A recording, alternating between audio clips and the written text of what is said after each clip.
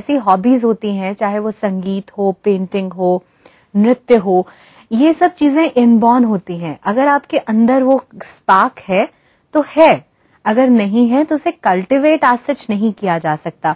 लेकिन जब आप इसे कॉलेज में गए और आपने ऐसा क्या बदलाव महसूस किया, क्या सीख लिया आपने जो पहले आपके पास नहीं था?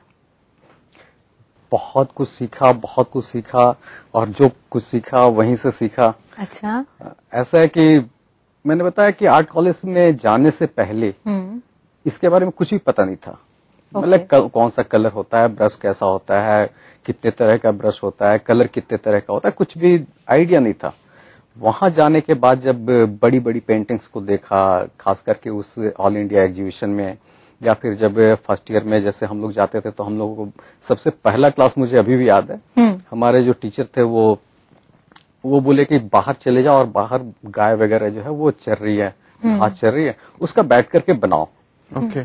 तो मैंने उसे बैठ करके बनाया वहां पे, और मतलब अभी मैं देखता हूँ तो वो बहुत अच्छा तो नहीं था, लेकिन हाँ फिर भी उस समय काफी अच्छा लगता था कि अरे मैंने बना लिया। अच्छा। हाँ। तो फिर वैसे चलता रहा। आज भी आपने रखी हुई है वो सारी? हाँ, वो सारी रखी हुई हैं, जितने भी स्केच बुक हैं वो पुरानी सब संभाल के, बहुत संभाल के रखी हुई। तो उन गुरुओं का आप नाम लेना चाहेंगे आर्ट कॉलेज में जिन्होंने आपको तालीम दी, आपकी कला को निखारा? जी हाँ, उसमें थे यूएन झा एक थे हमारे, और प्रोफेसर श्याम शर्मा थे, रामाधीन बाबू हमारे थे, रामाधीन प्रसाद जी।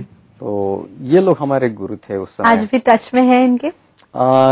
बहुत ज्यादा टच में नहीं है। बीरेश्वर भट्टाचार्य थे उस समय। ये लोग काफी अच्छे थे और ऑल इंडिया लेवल पे काफी कुछ कर रहे थे वो लोग। तो अब तो यहाँ चले आए तो बहुत कम मिलना जुलना होता है। तो ऐसे प्रोफेसर श्याम शर्मा है, उनसे कई बार मुलाकात हुई है। हाल में भी उनका शो था दिल्ली में, तो उसमें मुलाकात हुई। राजेश जी, एक अहम सवाल यहाँ पर ये है कि टेक्निकल नॉलेज हम ले लेते हैं आर्ट कॉलेजेस से, और हमारे गुरु हमें जो देते हैं भर भर के देते हैं, मगर हमारे अंदर एक सीखने का एक मादा होता है कि टेंडेंसी होती है, हम उस बात को कितना पकड़ पाते हैं। और उसके बाद एक एलिमेंट होता है इमेजिनेशन का, एक एलिमेंट होता है एस्थेटिसिज्म का, साइंस ऑफ ब्यूटी भी हम उसे कहते हैं। उसको कितना शामिल कर पाते हैं आप टेक्निकल नॉलेज के साथ? जो कॉलेज में बताया जाता है वो तो टेक्निकली बताया जाता है कि आप कलर कैसे लगाएं, कौन सा कलर मिक्स करेंगे तो कौन सा कलर बनेगा, लेकिन ये नहीं बता सकते है ना, कोई भी टीचर ये नहीं बता सकता है कि आप पर्टिकुलर कलर बनाने के लिए कितना परसेंट आप मिलाएं। ट्रू। ये सब टेक्निकली परसेंटेज ये प्रैक्टिस से ही आता है। हम जितना ज्यादा प्रैक्टिस करेंगे, जितना ज्यादा रियाज जिसको कहते हैं वो करेंगे, उतना ही ज्यादा हमें नॉलेज बढ़ेगा। राइट। तो ये सब सीखने के बाद वो मौका कब आया जब आपको पहली बार अपना एग्जीबिशन लगाने का मौका मिला? क्योंकि आई एम श्योर वो आपके लिए सबसे बड़ा ब्रेक जैसा होगा। बिल्कुल, है ना? तो वो हम आपका एक्सपीरियंस जानेंगे, लेकिन उससे पहले हम अपने दर्शकों को कुछ मंत्र अपने कुछ सेगमेंट्स के माध्यम से देने की कोशिश करते हैं। आगे बढ़ते हैं, राजेश जी से और बातें करते हैं। राजेश जी, मीडियम और थीम्स चित्रकारिता की दुनिया में बहुत अहम होते हैं। आप किस तरह का मीडियम इस्तेमाल करते आ रहे हैं? क्या समय के साथ उसे बदला भी है आपने? हाँ, कई बार बदला है। जैसे स्टार्टिंग में कॉलेज टाइम में तो सारा ही मीडियम चलता है। हर तरह का। हाँ, सभी कुछ चलता है। और वाटर कलर ज्यादा करते थे हम लोग। उसके बाद फिर ऑयल कलर करने लग गए। जब बड़ी पेंटिंग करनी हुई तो फिर ऑयल कलर में आ गए, कैनवस के ऊपर करने लग गए।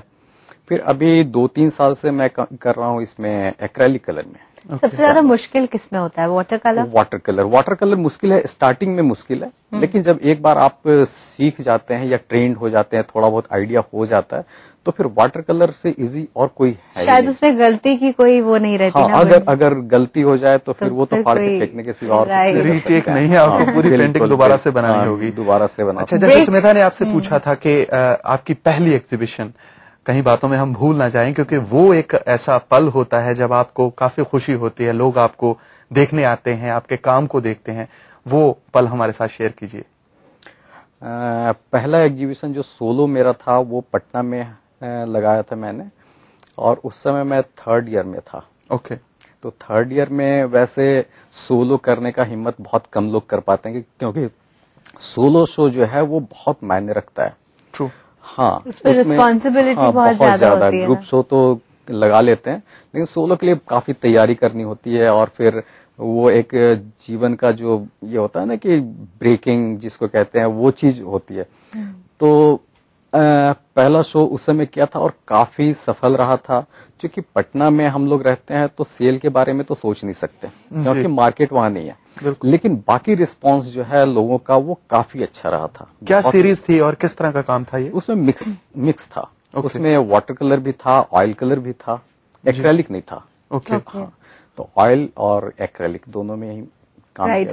याद जाहिर है इस तरह की जो यादें होती हैं वो हमेशा आपकी जहन में रहती हैं, और बहुत इनकरेजमेंट आपको मिला होगा, क्योंकि जैसा आप कह रहे हैं solo show, it means a lot.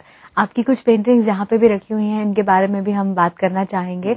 Acrylic medium आप अभी यूज कर रहे हैं, मॉडर्न वुमेन को आप पोर्ट्रे करने की कोशिश करते हैं, तो उस बारे में चर्चा होगी, लेकिन उससे पहले हम कुछ लेकर आए हैं खास, जिसे हम कहते हैं सिर्फ और सिर्फ आपके लिए। ब्रेक के बाद स्वागत है आप सभी का एक बार फिर उठो जागो में। आपकी कुछ पेंटिंग्स यहाँ पे राजेश जी रखी हुई हैं। जैसे अगर हम इस पेंटिंग की बात करें और ये दोनों को अगर कंपेयर किया जाए, तो एक में हमें बड़ी एक ट्रेडिशनल औरत दिख रही है, महिला दिख रही है, और दूसरी तरफ एक बिल्कुल मेट्रोपॉलिटन की मॉडर्न लड़की दिख रही है, हैट पहन के, और हाथ में शायद उसने फूला, काला चश्मा और बड़ी बड़ी बालियां। तो एक तो पहले तो महिलाओं पर इतना स्ट्रेस क्यों है, एम्फेसिस इतना क्यों, और फिर दोनों तरह की आपने तबकों को दिखाया है, इसका क्या वजह है जी? ये जो पेंटिंग है ये थोड़ी पुरानी पेंटिंग है। तो पहले पहले पटना में था, पटना से मैं दिल्ली आया, तो जैसे जैसे मैं जगह को बदला वैसे वैसे मेरे काम का जो विषय है उसमें भी परिवर्तन आया। तो पहले मैं करता था गांव के लोगों को और इस तरह के लोगों को मैं ज्यादा अपनी पेंटिंग में जगह देता था। तो जैसे गांव की महिला है वो पूजा करने जा रही है थाल लेकर के, तो वो मैंने इसमें दिखाया जी। और बिल्कुल भारतीय जो परिधान है, जैसे वो मोटा मोटा वो गले में वो पहले गांव में जैसे पहना करते थे, एब्सोल्युटली वैसा ही लगा, ट्रेडिशनल भारतीय नारी, ट्रेडिशनल बिल्कुल माथे पे बड़ी सी बिंदी लगा के। और दूसरी पेंटिंग है, समय के साथ थोड़ा जैसे जगह बदला तो फिर मैंने मॉडर्न जो महिला है दिल्ली की कह लें, क्योंकि मैं दिल्ली में रह रहा हूँ, तो उसको मैंने दिखाने का प्रयास किया है। तो थोड़ा सा मैं इसमें मैसेज, जैसे इसका टाइटल है लाइफ विदाउट लीफ, मतलब जीवन तो है लेकिन पत्ती नहीं है, फूल है लेकिन पत्ती नहीं है, हम सांस नहीं ले पा रहे हैं शहर में। तो उस चीज को मैंने इसमें दिखाया है। ये वही बात है ना, जैसे आप अभी कह रहे थे कि गांव आपने पटना बिहार के देखे, तो वो जो दृश्य था वो अब शहरों में तो बिल्कुल ही खत्म होता जा रहा है। वो जो एक